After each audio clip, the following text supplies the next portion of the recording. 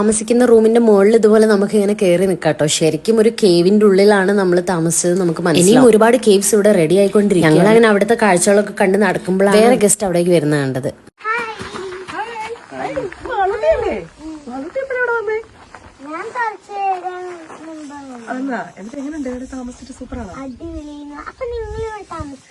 ഞങ്ങളോട് താമസിക്കാൻ വന്നത് ഇത് ആന്റിയുടെ കോട്ടേജാ. സ്വന്തമായിട്ടൊക്കെ വാങ്ങിക്കാൻ പറ്റുമോ? പിന്നെന്താ, വാങ്ങിക്കാമല്ലോ. 2 കോട്ടേജ് വാങ്ങിച്ചിട്ടുണ്ട്. അതിന് ഒന്നാമത്തെയാണിത്, രണ്ടാമത്തെ ഇവിടെ പണി നടന്നുകൊണ്ടിരിക്കുന്നത്. വാങ്ങിയതാണ്. നമുക്കൊന്ന് വാങ്ങിച്ചാലോ? നല്ല റേറ്റ് ആണല്ലേ സ്വന്തമായിട്ടൊക്കെ എടുക്കുമ്പോ? 1 ലക്ഷം രൂപ ഉണ്ടെങ്കിൽ നമുക്കിത് വാങ്ങാം. 1 ലക്ഷം രൂപ? അപ്പൊ 1 ലക്ഷം രൂപ റിസോർട്ടിന് ഓണർ ആവാം. തീർച്ചയായിട്ടും. ഇതൊക്കെ ചുമ്മാ പറയുന്നില്ല, സീരിയസ് ആയിട്ട് തന്നെ പറയുന്നത്. ഇവിടെ 1 ലക്ഷം രൂപയ്ക്ക് ഷെയർ വാങ്ങിച്ച ഒരുപാട് വ്യക്തികളുണ്ട്. സിംഗിൾ ആയിട്ടും വാങ്ങിക്കാം, ഗ്രൂപ്പായിട്ടും ഇത് വാങ്ങിക്കാം. അപ്പൊ നമ്മള് റെന്റിന് കൊടുക്കുമ്പോ നമുക്ക് അതിന്റെ റെന്റിനുള്ള ബെനിഫിറ്റ് ഉണ്ടാവും. വേറെ ഇപ്പൊ എന്താ? അതായത് ഇതിനകത്ത് 3 ബെനിഫിറ്റ്സ് ആണ് നമുക്ക് മെയിൻ ആയിട്ട് കിട്ടുന്നത്. ടൂറിസത്തിനുള്ള ബെനിഫിറ്റ്സ് ഉണ്ട്, നമുക്ക് റിയൽ എസ്റ്റേറ്റിൽ നിന്നുള്ള ബെനിഫിറ്റ് ഉണ്ട്, അഗ്രികൾച്ചറൽ ബെനിഫിറ്റ്സ് ഉണ്ട്. അപ്പൊ അതിന്റെ കൂടുതൽ കാര്യങ്ങൾ അറിയണമെങ്കിൽ ഞങ്ങളുടെ കമ്പനിയുടെ ചെയർമാൻ ഇവിടെ എത്തിയിട്ടുണ്ട്, അദ്ദേഹത്തോട് സംസാരിക്കും. എന്തായാലും അറിയണം.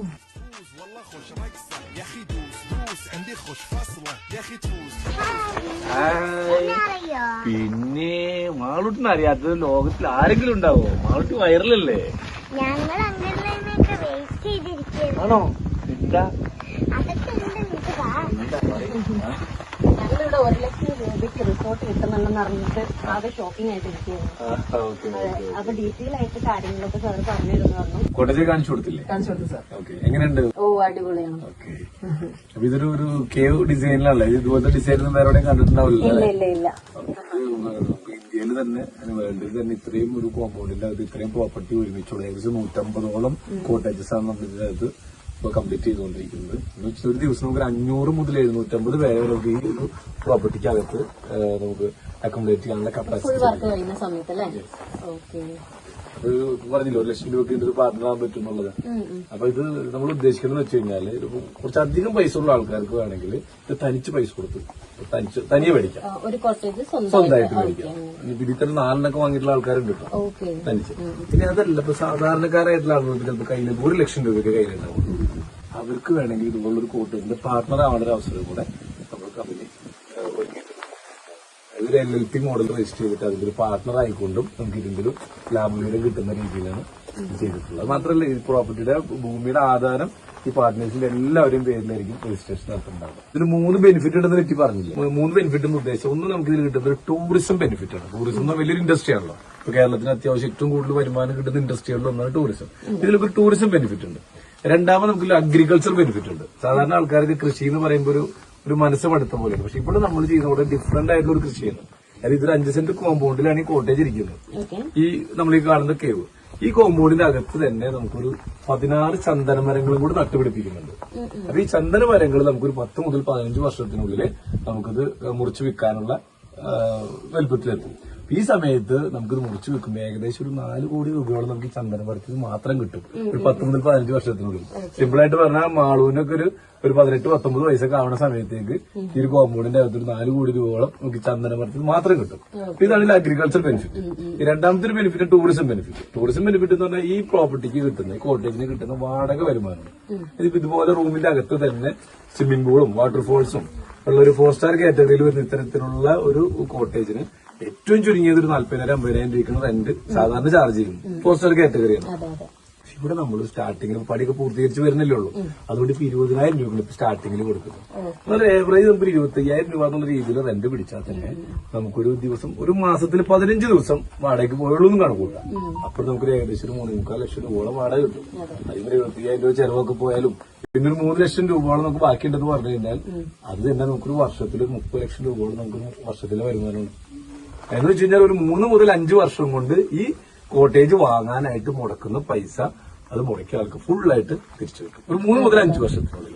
അപ്പൊ 2 ബെനിഫിറ്റ് ആയില്ലേ. മൂന്നാമത്തെ ഒരു ബെനിഫിറ്റ് ആണ് ഇതിന്റെ property appreciation, real estate benefit. നിങ്ങളുടെ പേരിൽ രജിസ്റ്റർ ചെയ്ത പ്രോപ്പർട്ടിയാണല്ലോ, ഭൂമി നിങ്ങളുടെ പേരിലാണല്ലോ. അപ്പൊ നിങ്ങൾക്ക് വേണമെങ്കിൽ ഭാവിയിൽ വിൽക്കണം എന്ന് പറഞ്ഞാൽ വിൽക്കാം. അപ്പൊ അങ്ങനെ വിൽക്കുമ്പോൾ നമുക്ക് കിട്ടുന്നത് ഇതിന്റെ പ്രോപ്പർട്ടി അപ്രീസിയേഷൻ എന്ന് പറയുന്നത് വെരി ഹൈ ആണ്. അപ്പൊ എങ്ങനെയാണെങ്കിലും നമുക്ക് ലാഭമുള്ളൂ. യെസ്, 3 രീതിയിലുള്ള ബെനിഫിറ്റ് ഉണ്ട്. അത് കയ്യിൽ ഒരുപാട് പൈസ ഉള്ള ആൾക്കാർക്ക് ഒന്നോ അതിൽ കൂടുതൽ എണ്ണം ഒരുമിച്ച് മേടിക്കാം. ചെറിയ പൈസ കയ്യിലുള്ള ആൾക്കാർക്കാണെങ്കിലും അവർക്ക് ഇതിൽ 1, 2, 5, 10 ഷെയർ എടുത്തുകൊണ്ടും ഈ ഒരു പ്രൊജക്ടിന്റെ പാർട്ണർ ആവാനും കൂടെ സാധിക്കും. ഒരു റിസോർട്ട് എന്തായാലും സ്വന്തമായിട്ട് വാങ്ങാൻ എല്ലാവർക്കും പറ്റണമെന്നില്ല. പക്ഷെ 1 ലക്ഷം രൂപയ്ക്ക് അതിന്റെ ഒരു പാർട്ട്ണർ ആവാന്ന് പറയുന്നത് ഒരു ചെറിയ കാര്യമല്ല. 1 ലക്ഷം രൂപ കയ്യിലുള്ള ആൾക്കാർക്ക് പോലും ഈ ഒരു പ്രൊജക്ടിന്റെ ഭാഗമായിക്കൊണ്ട് തന്നെ അവർക്ക് ബിസിനസ്സിലേക്ക് വേണമെങ്കിൽ എൻട്രി എന്നും കൂടെ വേണമെങ്കിൽ പറയാം. ഫാമിലും ഇൻവെസ്റ്റ് ചെയ്തിട്ടുണ്ട്. Integrated farming. ഇപ്പൊ അടുത്തൊരു പ്രൊജക്റ്റിൽ 12 ഏക്കറിൽ ഇപ്പൊ പണി നടക്കും. അവിടെയാണ് നമ്മൾ ഇൻവെസ്റ്റ് ചെയ്തിട്ടുണ്ട്. അവിടെയും 1 lakh മുതൽ ഇൻവെസ്റ്റ് ചെയ്യാം. കംപ്ലീറ്റ് പണിയൊക്കെ തീരുമ്പോഴേക്കും ഇവിടെ എന്തൊക്കെ വരും? ഇതിന്റെ അകത്ത് ഒരുപാട് കോമൺ അമ്യൂണിറ്റീസ് ഉണ്ട്. കോമൺ അമ്യൂണിറ്റീസ് എന്ന് പറയുകയാണെങ്കിൽ ഇപ്പൊ നമ്മൾ ഈ റൂമിന്റെ അകത്ത് പ്രൈവറ്റ് പൂൾ ഉണ്ടല്ലോ, ഇതിനകത്ത് കൂടാതെ കോമൺ ആയിട്ടുള്ള വലിയ പൂളുണ്ട്. അത് കൂടാതെ ഇതിൽ മൾട്ടി കുഷൻ റെസ്റ്റോറന്റ് ഉണ്ട്, ഓഡിറ്റോറിയങ്ങളുണ്ട്. ഇതേ കേവിന്റെ ഡിസൈനിലുള്ള അണ്ടർഗ്രൗണ്ടിലുള്ള ഓഡിറ്റോറിയങ്ങളുണ്ട്. പിന്നെ റെയിൻ ഡാൻസ് അതിനുള്ളൊരു ഹാള്, വണ്ടർലയിലൊക്കെ പോകുമ്പോൾ കണ്ടില്ലേ, റെയിൻ ഡാൻസിനുള്ള ഹാള്, DJ ഹാള്, പിന്നെ ബോട്ടിങ്ങിനുള്ള കുളങ്ങളുണ്ട്, ബോട്ടിംഗ് നടത്താം, ഫിഷിംഗ് ചൂണ്ടിട്ട് മീനൊക്കെ പിടിക്കുക, ലൈവായിട്ട് കുക്ക് ചെയ്ത് കഴിക്കുക, ഏറുമാടങ്ങളുണ്ട്, ഹോഴ്സ് റൈഡിംഗ്, കുതിര സവാരി ഉണ്ട്, മിനി സൂ ഉണ്ട്. കുട്ടികൾക്കൊക്കെ ഒരുപാട്. നമ്മള് കുറച്ച് 2 മാസമൊക്കെ കഴിഞ്ഞ് വരുമ്പോഴേക്കും ഇവിടെ സൂ ഒക്കെ ഉണ്ടാവും. മൊത്തത്തിൽ വയനാട് വരുമ്പോ ഇവിടെ മാത്രം കറങ്ങിയാൽ തന്നെ എല്ലാം കവർ ചെയ്യാൻ തോന്നുന്നു. Yoga meditation hall, ayurvedic wellness spa, അങ്ങനെ കുറെ ഉണ്ട്. ആർട്ട് ഗാലറി, ലൈബ്രറി, കുട്ടികൾക്കുള്ള പ്ലേ ഏരിയ സെപ്പറേറ്റ്, അങ്ങനെ കുറെ ഇതില് കോമൺ അമ്യൂണിറ്റീസ്. എനിക്ക് തോന്നുന്ന ഒരു ഏകദേശം 35-40 കോടി രൂപയോളം സ്പെൻഡ് ചെയ്തിട്ടുള്ള കോമൺ അമ്യൂണിറ്റീസ് തന്നെ ഈ ഒരു കോമ്പൗണ്ടിന്റെ അകത്തുണ്ട്. നമ്മൾ ഈ ഒരു പ്രോപ്പർട്ടിയിൽ ഇപ്പൊ 500 മുതൽ 750 വരെ നമുക്ക് ഒരു ദിവസം അക്കോമഡേറ്റ് ചെയ്യാൻ പറ്റും. അത്രയും അതുകൊണ്ടുള്ള ഗുണം എന്ന് വെച്ച് കഴിഞ്ഞാൽ നമുക്ക് ഡെസ്റ്റിനേഷൻ വെഡിങ്ങുകൾ നമുക്കിവിടെ കണ്ടക്ട് ചെയ്യാൻ പറ്റും. അതുപോലെ തന്നെ ഇന്റർനാഷണൽ കോൺഫറൻസുകൾ, IMA പോലുള്ള സംഘടനകളുടെയൊക്കെ വലിയ ഇന്റർനാഷണൽ കോൺഫറൻസുകൾ, അതുപോലെ കോർപ്പറേറ്റ് കമ്പനികളുടെ ട്രെയിനിങ് പ്രോഗ്രാമുകൾ, അതിനൊക്കെ ഇത്രയും കപ്പാസിറ്റി വേണം. 500-750 പേരെങ്കിലും മിനിമം അക്കോമഡേറ്റ് ചെയ്യാൻ സാധിക്കണം. ഇത്രയും ആളുകൾക്ക് ഡെയിലി ഭക്ഷണം കൊടുക്കണം.